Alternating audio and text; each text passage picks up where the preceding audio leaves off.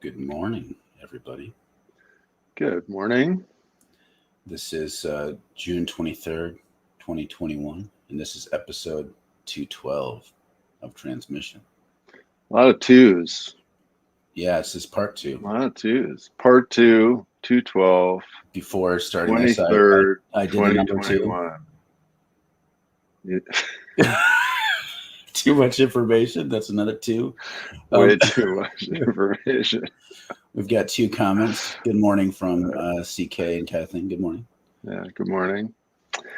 So Mark and I were discussing how we're officially old before we got going.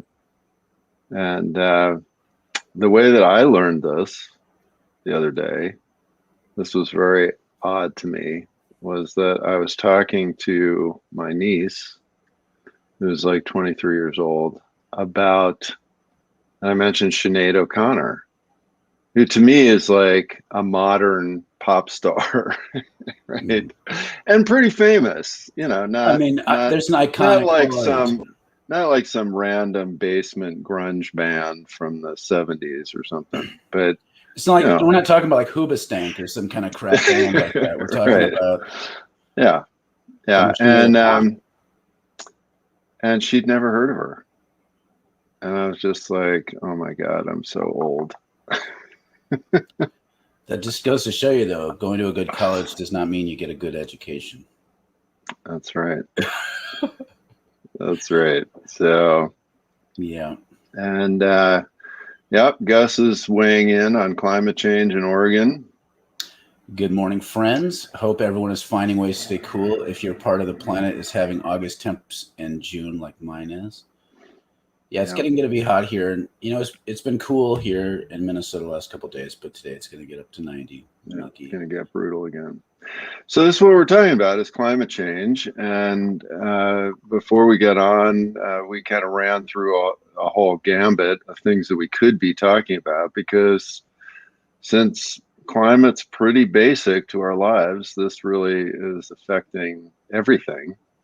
Mm-hmm. But one of the things that we settled on to talk a little bit about is because I think it connects to a lot of the socio-political things we've talked about, certainly connects to a lot of the publicity and conversation around the pandemic, is the fact that climate change is going to pose a tremendous threat to the nation state as an entity. Or at least the current iterations of it.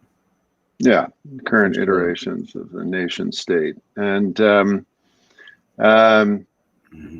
because, when your area, your environment becomes uninhabitable, people are on the move. And this has been talked about, right? But I think, as with most things related to climate change, we're not really dealing with the reality and the implications. Dear God, and one great little example of this that I just read yesterday. So Colorado, like most of the Western states, is baking. They're having this massive heat wave, and this journalist just did a little analysis of the articles that have appeared in Colorado newspapers over the last just like week or so, or maybe 2 weeks, about the heat wave. And what he found was that only 4% of the articles mention climate change. So in other words, 96% of the articles did not talk at all about why there is a heat wave. They just talked about, the ramifications, right? The melting sidewalks, you can't take your dog for a walk, all that kind of stuff. But only 4% of the articles talked about climate change, right? So this is a very conscious effort to continue in denial, right? And, and when I was in Guatemala a few years ago teaching, it was very obvious to me that environment there, it's becoming unsustainable for the number of people who live there. And everywhere you went, you saw these plumes of smoke in the distance, which were basically people slashing and burning what little is left of the forest. The amount of garbage that was everywhere was just unbelievable to me.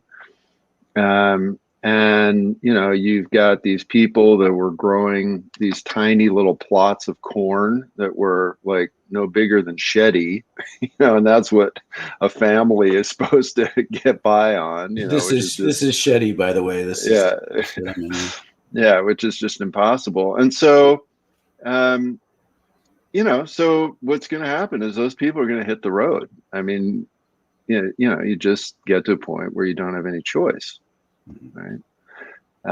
And nation states, which is a very modern invention, depend on these hard borders, which again is one of these constructs that we just take for granted, like as if that's always existed. Yeah. Which of course is not true at all, and when you have thousands of people on the move, those borders, as we've certainly been hearing a lot about the last number of years, are going to be under stress. And this this shows, just to kind of beat this drum again, this shows the complexity of our system.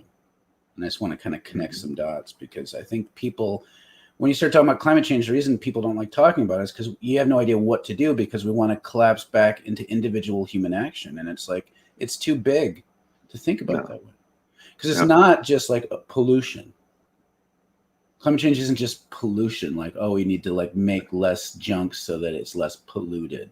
Like, that's how people want to think about it. Like, so you connect the dots. Okay, our whole system is built upon interrelationships of a global economy. So when one stock market crashes, it causes a ripple. And so we've seen that with things that don't really have to do anything with catastrophes, like a stock goes short or something, like causes problems. Well, what happens when what happens when whole regions have drought because of climate change, and so there's an agricultural crisis, and those people can't have enough to eat? Or like, what happens if Los Angeles doesn't have water? Okay, and where do those people go? And our current system is set up in such a way that it's adversarial towards migration. Right. So like, okay, now then we're bumping against an improper system to deal with these things. And so we have a crisis. And so right now what we do in our society with an increased need for migration is to shift rightward. So this is part of where fascism, right? Like, I know it's not Friday. I'm sorry, everybody. Can't tell me fascism anyway. When nation states, like, when your sense of national identity around a certain sort of sets of like white supremacist values is under threat, like, let's be clear, like, people are like, why are you afraid of, the browning of America? Well, if your whole identity of America is based on white principles, that is a threat. And so then you go fascist, you go ultra nationalist, you defend your borders, and you become increasingly militaristic, and that creates ripples in how you relate to other nations. And then currencies, like, all this stuff starts spiraling, and you have improper responses. Like when you have, so it's not a coincidence that the United States had a improper response to the pandemic under Trump, because fascists are not going to be thinking about how to care for the population the same way. And so then it's like this, you get this ripple effect of all sorts of things. And this is going to intensify and get scarier until we have new ways of thinking about how to relate to each other in systems that are healthier for the planet and each other. Well, and one great example of this, and I did not fact check this to see if this quote was actually real, but the content is real. So there was this economist that said, I'm anti-bicycle riding because bike riding destroys the economy. He said, for every McDonald's, you create 10 or 20 jobs for servers. People get more unhealthy. You create 10 physician jobs you create 10 nutritionist jobs. You create a whole raft of jobs that do not exist if people ride bicycles and don't eat at McDonald's, right? And so, so what that shows perfectly, right, is that the system is predicated on economic activity that is going to promote climate change, right? So, And eating excess meat, lack of health in and lack of general. health, and all Yeah. these things. And so this is the weird, trap that we've gotten ourselves into, right? And we see this playing out around Line 3 in northern Minnesota, right? So for those of you who are not aware, Enbridge Energy, which is a Canadian company, pipeline company, is building a new pipeline, oil pipeline across northern Minnesota, and it's going through tribal lands and all of this. And of course, Enbridge Energy, their pipelines leak, and they had a massive disaster in Michigan. They spilled hundreds of thousands of gallons of oil into the Kalamazoo River, and the area that it's going through in northern Minnesota is the watershed for the Mississippi and for the wild rice production and all this kind of stuff. And the oil that is going through these pipelines, because it's this Canadian company, is the tar sands oil, which is the absolute worst, most polluting, most greenhouse gas emitting way of mining oil, right? And all across Minnesota, county after county has voted for this pipeline. And what's the rationale? Well, it makes jobs, right? It makes jobs. And so this short term, thinking, and this addiction to this particular economic system and reality, then you combine that with the fact that you've got a heat wave, and 96% of your articles don't even try to inform the public as to why this is going on.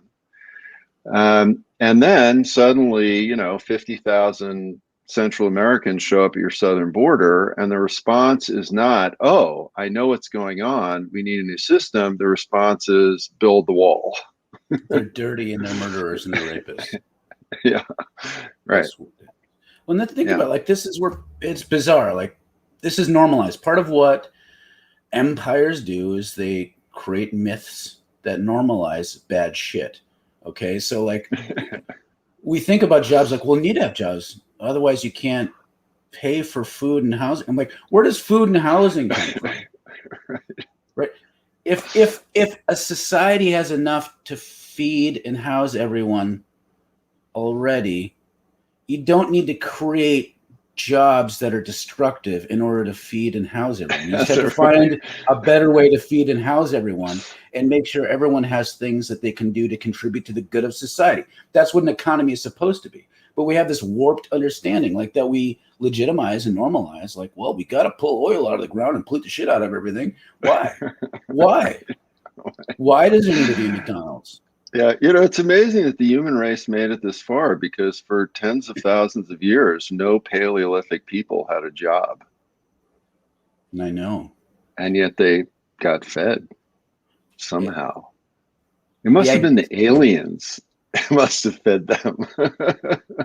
It's like this. We don't like the idea of currency is relatively modern. I mean, there's been exchanges and stuff, but it's not like there's been currency for 10,000 years or anything. Or the idea of division of labor, the idea of employment in exchange for currency so that you can go buy the, like, these are constructs. And this does have to do with climate change, because like what happens is a system of threats becomes fascistic. And like we've talked about Handmaid's Tale, and it's like it's fiction, but it's what happens. Like, so all of a sudden you have a powerful militaristic group seizing control of the most useful, valuable land, and then start trying to use strict policies in order to advance their agenda and population, and then exclude other people. So like, this is, eco-fascism is the wave of the future. It's where it's going to go. You're going to have water wars, which I think Maria maybe brought up yesterday. I can't remember. Like, well, think about, and you mentioned wild rice. Like, wild rice is a traditional indigenous crop in Minnesota, but the number one producer of wild rice is California, which is not like a water abundant state. Like, there's agriculture in California is huge that relies on all these systems that if you have a bad enough drought, collapse. And so then all of a sudden a major agricultural source of things that people eat every day goes away. And it causes a ripple effect. Again, we're not thinking long term at all. No. All right, bunch of comments. Okay, so CK writes, as a parent, I am concerned with what my children will be able to do in the next 10 years, occupation-wise and environmentally. Yeah, it's scary. No. I mean, the first, like, Earth Day happened, what, like 50 years ago? The first Earth Day? Something like that, yeah. Something like that. I mean, we've been talking 50 years ago. We've been talking about the same thing for 50 years, and we haven't really moved the ball in the right direction. Oh, no, we've been moving steadily backwards. This Green New Deal that people are talking about is so like, wow, they were talking about the same things 50 years ago. Yeah, no, absolutely. So I'm really terrified about like what happens when my son is my age. I don't know what kind of world that's going to be. Ellen writes, good morning. Avi, who's 5, says, hi, Mark and Dan. Hey, Avi. Hi, Avi. I heard you had your 5th birthday fairly recently. That's right. Happy birthday. CK writes, forced migration is going to be a huge problem. CK also writes, I feel like this is a B movie script we're living. Yeah, it's not an entertaining movie. But there are some really bad actors in it. CK writes, when talking about borders, especially in the United States, if we had to hazard a guess, I think we could say that in the next 5 to 15 years, we will see an uptick in law enforcement. That's not even really a guess at that point. That's not even super prophetic, CK. Come on. Yeah.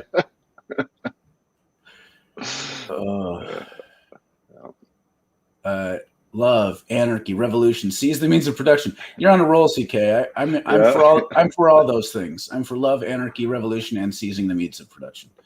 Hopefully all together.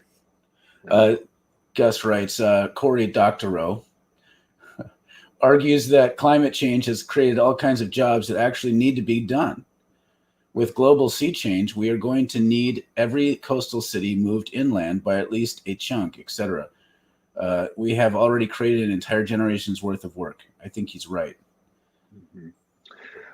Well, yeah, there's going to be plenty of stuff to do that needs doing, and I think the question is, what is the attitude, right? What is the attitude with which it is done? And I think that, when we look historically at things like various contemplative movements, various labor movements, so I'm going off of CK's love, anarchy, and revolution. I mean, if we look at these various movements, and this is the interesting connection theologically for me, right? So theologically, Christianity asserts that there is this massive abundance, right? That God is incredibly abundant. And one of the reasons that it's so hard to make a living farming in a capitalist economy is that the earth is so abundant that you grow way more than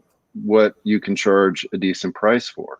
And I know this because I've done it. And, there were always too many vegetables. Like, that's why the price kept going down, right? Because there was just so much stuff.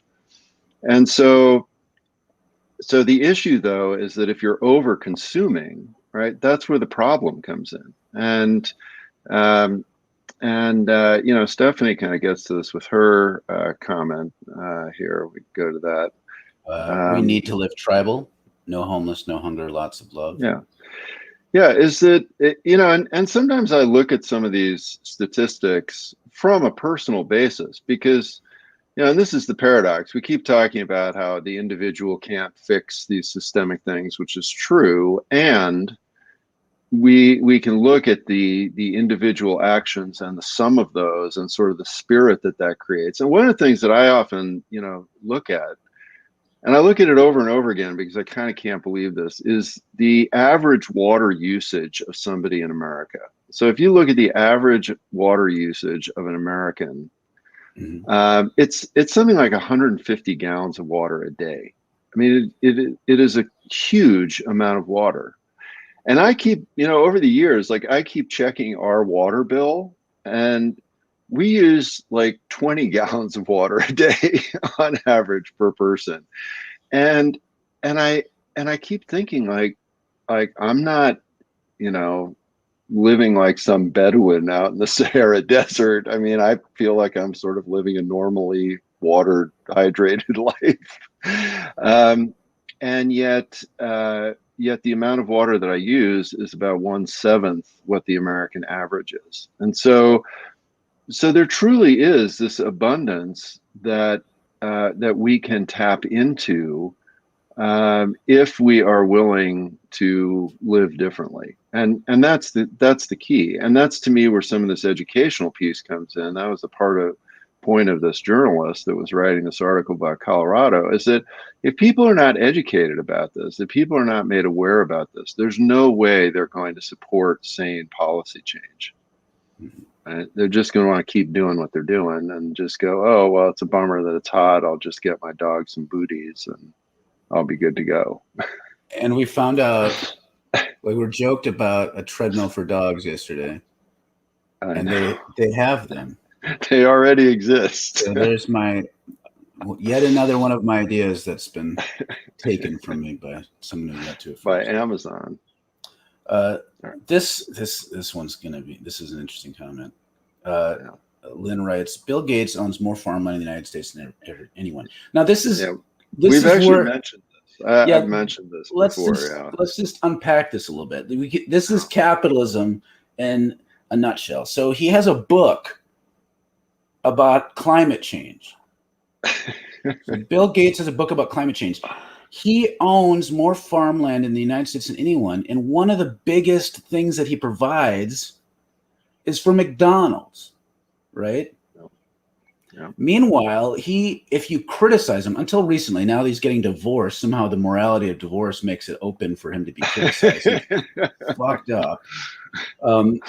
But meanwhile, like anytime I've criticized Bill Gates in the past, I get jumped on by liberal people who think he's a saint because he's trying to fight malaria. So here we have this ultra billionaire, one of the wealthiest people on earth, who's wealthier than many nations, who is directly contributing to climate change and profiting off of it. Yeah. Meanwhile, he does a little philanthropy on the side. Maybe it's big, but it's not big to him considering his overall net worth. And so he becomes sacrosanct and writes a book about climate change, making a profit off of that. And that book is probably sold via Amazon, which is owned by even a richer person in the world. That's right. And so you get the system. This is this is capitalism. And what's interesting is that a huge percentage of that farmland is in the South. And so the people that are farming this is basically the inheritance of slavery, right? So it's the same land that was farmed by slaves, then was farmed by sharecroppers, then was farmed by basically indentured servants, and now is farmed by Bill Gates's servants. And so it's the same system, right? That's gone through these different iterations, and at each stage, the system is deemed socially acceptable, right? I mean, slavery was socially acceptable, indentured servitude was socially acceptable, sharecropping, et cetera, et cetera. And yet it really continues to create this same dehumanized sort of environment in which the bottom line has to be not, are these people getting fed and housed decently, but it has to be, are the shareholders making a profit? Here's a comment from Ellen. Behind the Bastards. Is that like a podcast? That must be a podcast. Yeah. What a great name. Just did a 2-parter on Bill Gates. I recommend that. Okay. Yeah, I mean, You know, it's not because I think this is the thing. I don't think it's because Bill Gates is a uniquely evil person. Like this is, again, it's systemic. And so the question is, how do we think about this and respond to this systemically? And have an imagination that things can be different. Like that's where it starts. A lot of people think this is all normal. Right. Yeah. And so, you know, taking what we started with, this migration thing, right? Yeah. What is one of the most evil constructs according to the US right? Well, the world order, right? We hear about this all the time. You know, these people in the black vans, you know, the secret cabal of the world, right? And for most Americans, and really, I would say for a huge number of people around the world, the nation state is like an idol, right? This is the most important thing. I mean, you know, leave aside the fact that most of the nations in the world were created by European colonialists and did not ever exist, right? They arbitrarily divided up Africa. They arbitrarily divided up South Asia. They arbitrarily divided up South America. I mean, these places did not exist as countries. But now people are brainwashed into, oh, you know, I'm an American, I'm an Argentinian, I'm a Nigerian, I'm a this, that, or the other thing. And that is one of the greatest obstacles to coming up with a systemic solution for some of this, because people are going to be moving around. I mean, they're going to be, whether we like it or not. And so, yeah, either we can respond to that violently with more oppression, or we could say, all right, well, you know, we've got to figure out how to accommodate folks and take care of them. You know, the other thing is, like, we wouldn't have to have people move around if we used distribution systems in a sane way. And maybe sane isn't the right word. So, like, in an ethical way. In a humane way. In a humane way. Because, like, right now, like, this is the thing. This is all geared around profit, not the common good. So, like, Dan was talking about, like, it's like, oh my God, I have all these tomatoes. I'm not getting enough money for tomatoes. Like, and so, like, what happens is they just dump that shit. Like, this happens all the time. Like, they just dump it because, like, well, we're not going to make a profit off of it. And yes, if we had a distribution system that was meant, if our whole point of raising food is to feed people, we could do that. But it's not the point. Right. It's to sell it to people for as much as possible. Yeah. Well, or the other thing that happens is, so the price of tomatoes is so low, so you can't have 1,000 small farmers growing tomatoes. So what do you have to do? You got to kick all those people off the land. You got to make one big giant ass tomato farm, you know, that is farmed by robotic tractors and owned by one person. And so then that one person can make a profit. Well, where the hell do those 1,000 families go? You get to die because if you're not a productive member of society, you don't deserve to live. That's right. And if you get homeless, we're going to put spikes in places where you normally want to sleep. And if you decide to go into a park, which is public property, then after a while, the cops will come and trash everything when you're gone. That's what's happening. Yeah. Yeah. Yeah. Oh my God, it's I'm getting depressed. Okay, Gus had a quick comment about Gates also uses his philanthropy, quote unquote, to chip away at public education in Washington State. He's trash. Mary writes. That's how you really feel, Gus. Yeah. This is fascinating. Mary writes, data gathered by the Land Report and NBC News showed that their land holdings ranged from 70,000 acres in North Louisiana, where their farmland grows soybeans, corn, cotton, and rice, to 20,000 acres in Nebraska, where farmers grow soybeans. They bought and later sold an additional 6,000 acres in Georgia. NBC News found. In Washington, the Gateses own more than 14,000 acres of farmland that includes potato fields so massive that they are visible from space, and some of which are processed into, and I think it's going to go on to say French fries. And just a reminder, comments over a certain length, I don't know what the magic number is, get cut off. But I can see where you're going. Like, this is potato bizarre. Fields from space. And I Yeah. just to connect the dots to like, okay, so when I was taking care of my mother as she was dying, this is really depressing. I had a temp job sweeping a like I don't know 20,000, 30,000 square foot freezer, cold storage facility that held only McDonald's French fries. And so it distributed those French fries to the regional McDonald's, the franchisees. No. And so like you see this whole thing. So you get this weird, this like the economy's built around this, so that you get a guy who like should be taking care of his mom because she's dying, having to sweep a giant freezer with just McDonald's French fries, which let's just be honest, McDonald's French fries haven't benefited any human being in the history of the world. That's not the best way to eat potatoes for nutrition. They're tasty, though. I mean, I'll say that. CK writes, if you look at the problems in the UK with distribution, especially between England and Ireland and Northern Ireland, it's a clusterfuck. Right. I mean, the potato famine is another example of like, we're going to see that. And like, even that narrative, like, it's clear that that was not caused by a potato famine. It was caused by rich English landowners saying, F you, Irish people. You can suffer and die. Yeah. And so that's what caused that migration. The Ireland, Northern Ireland border is a perfect microcosm of this, right? So those of you that have been following Brexit, which is like my favorite hilarious political nightmare, right? Know that one of the biggest sticking points with Brexit was the Irish border, because so you've got this tiny island that's divided in two because of colonialism, right?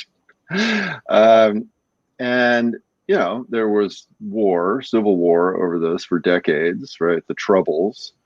And part of the resolution of the Troubles was that the border would be an open border, right? And there would be a free flow of goods and people across the Irish border. Well, now Brexit comes along and says, well, now there's got to be a hard border between Northern Ireland and Ireland. Well, you can't have a hard border and an open border at the same time. And so now you've got all these genius politicians that are trying to figure out, and it's hilarious. They're like, okay, well, we'll sort of hide the customs office behind a big bush down the road, and the truck will kind of pull over and just get checked really quick. And that won't be a real border. You know, and then they're like, well, maybe we'll check stuff as it comes across on the ocean. And then the people in Northern Ireland are like, so you're kicking us out of England, you know, and they're freaking out. And it's just, I mean, it's really sad. And it's this entire construct of, you know, and again, you talk about a view from space, there's no border on the island of Ireland. And yet here's this construct that is literally causing war, famine, making people's lives impossible. And again, the powers that be are not helping. I mean, they're helping to reinforce that construct. So one of the things that we can start doing for ourselves, you know, again, this is the Dan and Mark, your downers, what can we do? Well, one of the things to do is to start examining these constructs and start going like, well, why am I addicted to this weird mythical line that runs along the 45th parallel? You know, why am I addicted to this fake line? You know, the people on the other side, you know, they're the same as me. Like, what is that, right? And freeing our minds is the only way to begin to really free up these systems. I guess Gus gets the final word about, because I made that good comment about French fries not helping anybody, and you said, well, they benefited Ray Kroc. Ray Kroc. Speaking of which, there's all these Kroc centers and stuff, like philanthropy there too. That's just a crock. Yeah, Kroc is something. All right.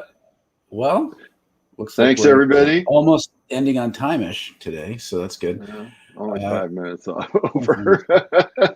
We talked enough about that. I don't know what we're going to do on Friday. I will figure out. Maybe it'll be Fun Friday or Fabulous Friday, or I don't know. Yeah. Thank God it's Friday. Yeah. All right. Go look up Sinead O'Connor if you've never heard of her. Yeah. All right. We'll see you later.